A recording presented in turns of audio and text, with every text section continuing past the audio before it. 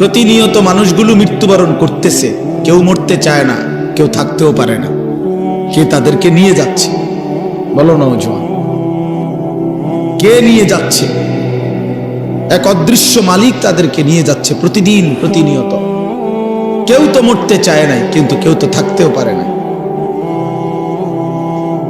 এজন্য এটাই অনিবার্য বাস্তবতা যে মরতেই হবে, যেতেই হবে, ফিরতেই হবে আল্লাহর কাছে, ফিরতেই হবে। তাহলে কাজেই যেটা চিরন্তন বাস্তবতা, যেটা অনিবার্য সত্য, সেটাকে পাশ কাটানো বুদ্ধিমানের কাজ না। এটা কোনো বুদ্ধিমান হইতেই পারে না। মৃত্যু যেহেতু আমাকে বরণ করতেই হবে, আল্লাহর মুখোমুখি যেহেতু আমাকে হতেই হবে, কাজে বুদ্ধিমান তো সেই যে এই ব্যাপারে প্রস্তুতি নেয়। কারণ আমি তো এটা এমন কোনো বেলা আমি নেতা দইরা এই দল কিংবা ওই দল কিংবা কোন রকম কোন ছল ছাতুরি করে যেহেতু আমি